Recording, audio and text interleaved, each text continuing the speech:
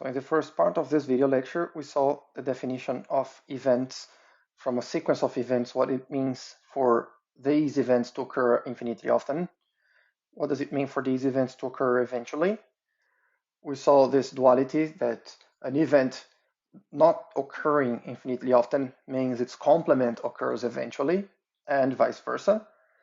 And finally, in this video lecture, we're going to see, well, why do we care? Why in this chapter, in this unit, when we're talking about convergence of measurable functions or borrow functions or convergence of random variables, how does it relate to eventually and infinitely often?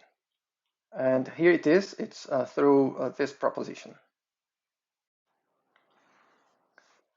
The proposition says exactly how a criterion equivalent to convergence to happen almost everywhere, or almost surely if it was a probability space.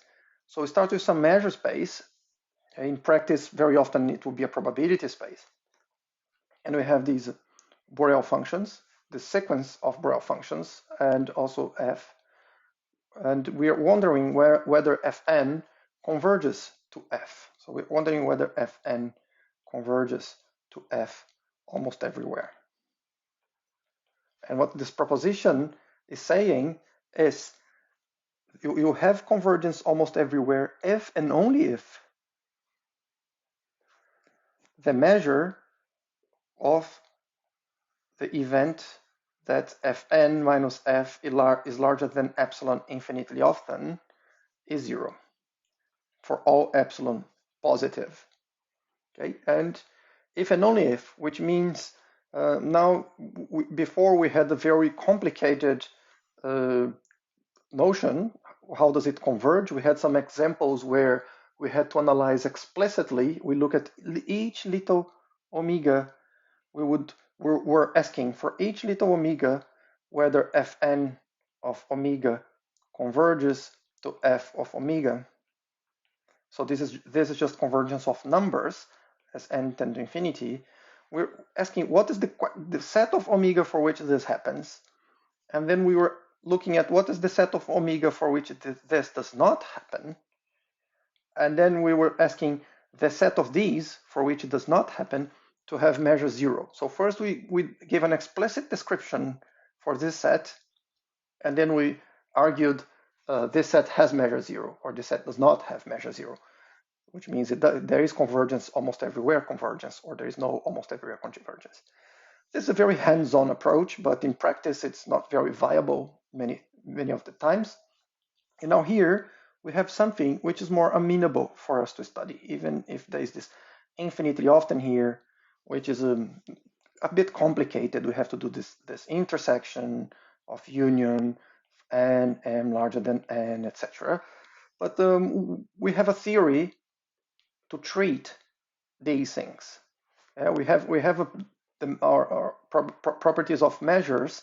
They play well with the notion of intersection and union of an increasing family, intersection of a decreasing family. This always worked very well for us. And so what we have here in this proposition, it is saying if we look at fn minus f larger than epsilon infinitely often, which is, we can express this way, the set of omega such that fm of omega minus f of omega. So it's a very concrete set to look at. Is it larger than epsilon or not? Okay? And this, of course, will depend on omega and will depend on m. But now we can take the union over m. And now it depends on omega and on n. And then we take the intersection over n. So now this is just something that depends on omega. Either omega is in this set or not. So we can ask, is omega in this set or not? If omega is in this set, then we do not have convergence almost everywhere. We do not have convergence for that omega. If it's not, then we do have convergence for that omega. That's what the proposition, that's what the proof of the proposition will say.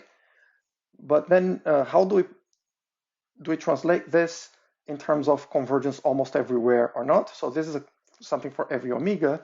Well, almost everywhere will be, this is what the proposition is saying, if we can show that this measure is 0, we have convergence almost everywhere. And if we show that this measure is not 0, then we do not have convergence almost everywhere. This is what the proposition is saying. The proposition is saying, if we want to prove this, we can prove this instead. Now here's the proof of the proposition.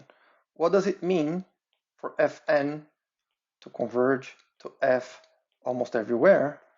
Well, by definition, we can look back at the previous video lecture. What's the definition of convergence almost everywhere? It means the measure of points for which Fn does not converge to F, it has to be 0.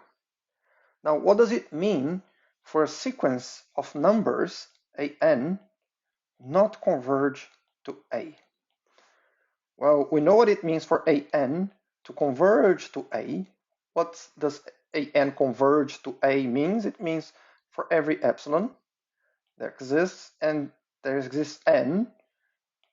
such that for all m larger than n, an minus A is less than epsilon. Yeah, it's a bit painful. It reminds us of those classes when we were talking about the convergence of sequences of numbers. This is just a definition. What does it mean for a sequence of numbers to converge to another number? Okay, this is for every epsilon positive, of course. And now, what does it mean for an not? So this is what it means for an not to converge to A. For an not to converge to A, we need to write the opposite of this. Then we have to negate this, because we want to study the set where there is no convergence. So what's the set where there is no convergence?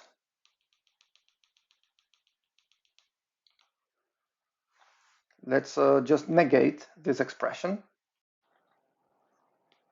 It will be there exists some epsilon such that for all n, there exists m larger than n such that an minus A is larger than epsilon. This reminds us of previous modules when we were learning how to negate expressions with quantifiers. For every n exists, for every less than epsilon becomes more than or equal to epsilon. So, and all the for every become exists, etc. Now, what does it mean now? There exists epsilon, okay? What does it mean for every n, there exists m larger than n such that this occurs? This here means exactly there exists some epsilon positive, just copying this part, such that an minus A is larger than epsilon infinitely often. That's what is written here, and so I've just copied it here. And now, well, epsilon is, there are uncountably many possible values of epsilon. We don't quite like that because we like ordered sequences so that we can use measure theory. Okay, so let's replace, if there exists an epsilon, these things are equivalent because this is a definition of convergence almost everywhere. These here are equivalent because what is written here is the definition of a sequence of numbers not converge to another number. And now here these will be equivalent, but the equivalence is a bit more subtle. Of course, if there exists n, and we can just take now epsilon equal over n, equal 1 over n. Of course, if there exists n, then there exists epsilon. You just need to take epsilon equal 1 over n. But also, if there exists epsilon, it is true also that there exists n, because we just need to take n larger than 1 over epsilon, which means 1 over n will be smaller than epsilon, and this would also be true. Okay, so bottom line, these two are equivalent. Or these two are equivalent. Okay, now look here, this definition, it is monotone in n. And this sequence of events is a sequence which is non-decreasing in n, in the sense that if this holds for some n, it will certainly hold for higher numbers of n. Okay, so this, we can write this as a union. This event, we can write this as a union over n of this event fn minus f larger than epsilon infinitely often. Oh, just realized n here is a terrible choice. It should have been k, because I'm already using n here for the infinity often. So it should have been k. Here also k and k. K.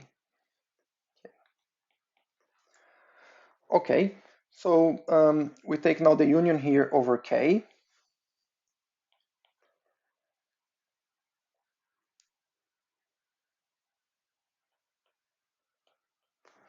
And this event here, it is non-decreasing in k. So when we take the union over k, then by continuity from below,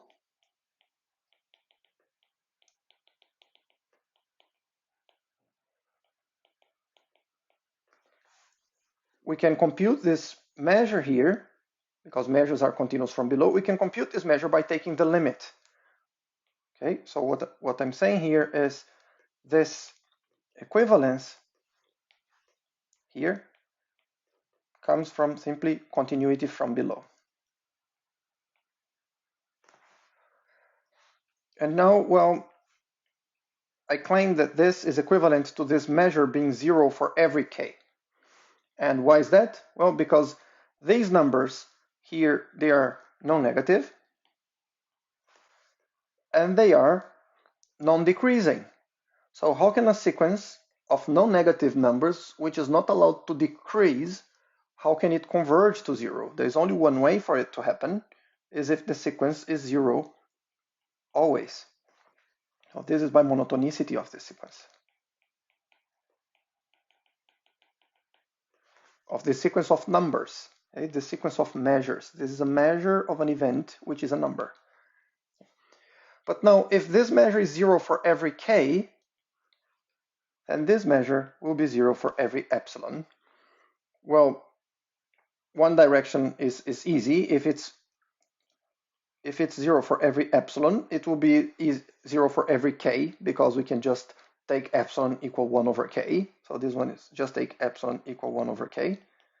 And this direction, it's also kind of easy. We just need to take 1 over k less than epsilon. And we can prove this. So we have this chain of equivalences. These are all equivalent. And if I now remove all this mess, what we have, I have Fn converges to F almost everywhere at the beginning. And at the bottom, I have exactly, if we go back here, the condition, the statement of the proposition. So this ends the proof of this proposition. And this will end this video lecture.